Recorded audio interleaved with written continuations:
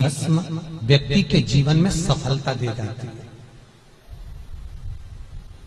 इसको अपनी जिंदगी में लिख कर रखना, 3 जगह की भस्म मनुष्य के जीवन को सफलता देती है। 3 जगह की भस्म। पहली, कहीं पर यज्ञ हुआ हो और बड़ा विशाल यज्ञ हुआ, बहुत विशाल, उस यज्ञ के विराम पर जो नारियल का गोला बांधकर पूर्ण आहुति में समर्पित करा जाता है, उस गोले के जल जाने के बाद जो राख तैयार होती है, उसका कालापन जो तैयार होता है, उसको उठाकर ले आए और कपड़े में उसको छान कर राख तैयार कर 3-4 बार छानने के बाद उस भस्म को जो शिवरात्रि के दिन रात के समय 12 बजे से 1 बजे के बीच में शिव जी को समर्पित कर देता है और उस भस्म को उठाकर उसमें घी मिलाकर मस्तक पर तिलक लगाकर चले जाता है, वो जिंदगी में कभी हार नहीं सकता, विजय ही पाकर आता है। उसकी कभी हार नहीं हो सकता।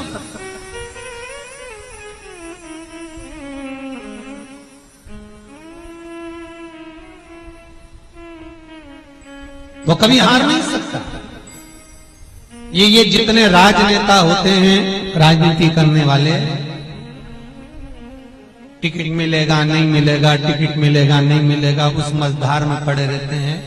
शिव महापुराण की कथा कहती है वो भस्म विजयता को प्रदान करती है। आपको किसी से नहीं करना, किसी के हाथ नहीं जोड़ना, केवल वो भस्म का तिलक लगाकर जिससे आपका काम निकालना है उसके सामने पहुंच जाए, आपको सुख अनुभव हो जाए, कार्य सिद्ध। तो भस्म इतनी प्रबल होती है। 3 जगह की भस्म। दूसरी भस्म, महाराज प्रदोष के समय पर, प्रदोष काल में, जिस दिन प्रदोष हो उस दिन प्रदोष काल के समय कोई गाय अपने बछड़े को दूध पिलाते समय जब पोटा कर दे, गाय गोबर कर दे, उस गोबर को हाथ नहीं लगाना है, उसी स्थान पर सूखने देना है। जब वो गोबर सूख जाए उसको उठाकर जलाकर उसकी भस्म तैयार कर ली जाए। किसी भी प्रदोष पर, किसी भी प्रदोष पर उस भस्म की राख तैयार कर शंकर भगवान को शाम को प्रदोष के काल में, प्रदोष के समय पर शंकर भगवान को एक वस्त्र में लेकर किसी मंदिर में भस्म चढ़ाकर उसी भस्म को उठाकर लेकर आ जाएं और जो दुकान, जो व्यापार, जो फैक्ट्री, जो काम आपका खड्डे में जा रहा है, नहीं चल रहा, बिल्कुल ठप्प होकर पड़ा हुआ है, उस भस्म को केवल दुकान में जाने से पहले दोनों साइड दाता और विधाता का नाम लेकर चढ़ा दी जाए और अंदर प्रवेश कर दिया जाए। अगर कितनी भी खड्डे में फैक्ट्री जा रही होगी, वो अव्वल में चलना प्रारंभ हो जाएगा। उस भस्म का किसी मंदिर में मूर्ति को प्राण दिए जा रहे हो, प्राण प्रतिष्ठा हो रही है, मूर्ति स्थापित हो रही है, और वहां जो यज्ञ हुआ हो, उस यज्ञ के बाद में पूर्ण विराम पर यज्ञ देवता को एक वस्त्र ओढ़ाया है, लाल वस्त्र। आपने भी देखा होगा, कहीं हवन हुआ होगा तो उस पर लाल वस्त्र घी में भिगोकर मलकर उसको उड़ाया,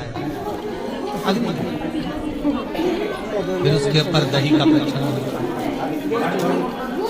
तो जो वस्त्र अग्नि देवता को प्राण प्रतिष्ठा के समय पर उड़ाया जाता है, उस वस्त्र की कालोच, महाराज वस्त्र की कालोच लेकर आ जाओ।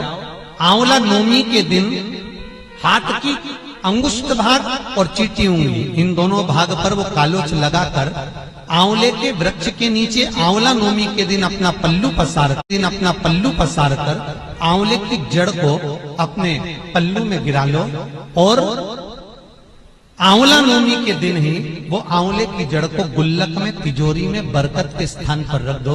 जिंदगी में कभी संपदा कम नहीं हो सकती, संपदा बढ़ती चली जाएगी, संपदा घट नहीं सकती, बढ़ेगी।